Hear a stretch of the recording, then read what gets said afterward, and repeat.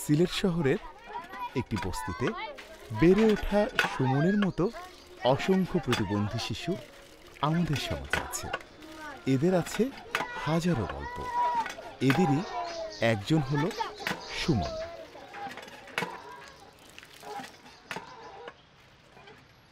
যখন আমার বয়স 1 বছর তখন আমার বাবা মারা যান। এর 7 বছর পর আমার মা দ্বিতীয় বিয়ে করে। তখন সৎ বাবা আমাকে প্রচণ্ড মারধর এবং গালমন্দ করতেন। তিনি আমার স্কুল বন্ধ করে দিয়ে তার চায়ের দোকানে কাজ করতে বাধ্য করে। সুমন এখন শিশু অধিকার ও শিশু সুরক্ষার সকল বিষয় সম্পর্কে সচেতন। নির্যাতন মোকাবেলায় প্রতিবন্ধী শিশুদের সক্ষমতা বৃদ্ধিমূলক প্রশিক্ষণের মাধ্যমে সে এই বিষয়ে জানতে পেরেছে। প্রশিক্ষণের শুরুতেই সুমন এবং অন্যরা নিজেদের সাথে পরিচিত হয়। এরপরে তারা প্রতিবন্ধী শিশুদের 5টি মৌলিক অধিকার সম্পর্কে জানতে পেরেছে।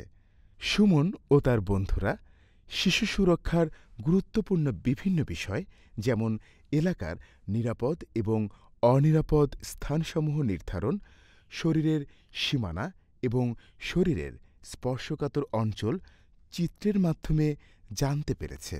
এরপরে শিশু নির্যাতন প্রতিরোধের 3টি ধাপও তাদের জানা।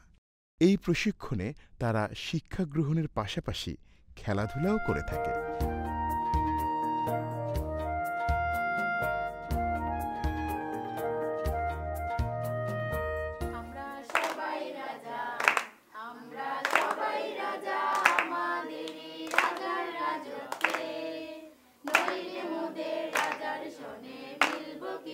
সুমনের এই পরিবর্তনের পাশাপাশি তার মায়ের সচেতনতাও বৃদ্ধি পেয়েছে।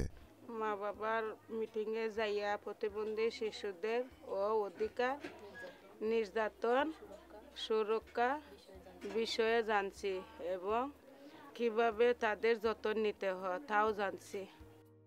আগে আমি আমার ফুয়ারে বুঝা মনে করতাম, যখন 10-এর লগে আমার বাচ্চারে দিয়ে চলাফেরা তখন আমি বুঝলাম তারার মতন আমার ফুয়ারে শিক্ষার অধিকার আছে এবং বালা পরিবেশে তাহার অধিকার আছে। সুমনের জীবনে এখন আরও অনেক পরিবর্তন ঘটেছে।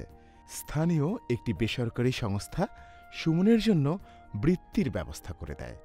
বৃত্তির টাকার সঠিক ব্যবহার নিশ্চিত করতে একটি ব্যাংক অ্যাকাউন্টও খুলে দেওয়া হয়। সুমন এখন স্বাবলম্বী হবার পথে। প্রথমে মনে করেছিলাম প্রতিবন্ধীরা মনে হয় কিছু পারে না। ও বলছিল যে মোবাইল কাজ শিখবে, তখন ওকে নিয়ে আসলে আমার দোকানে বসায় কাজ শেখানোর 2-3 দিন পর থেকে দেখি মোটামুটি সে মোবাইলের কাজ পারে।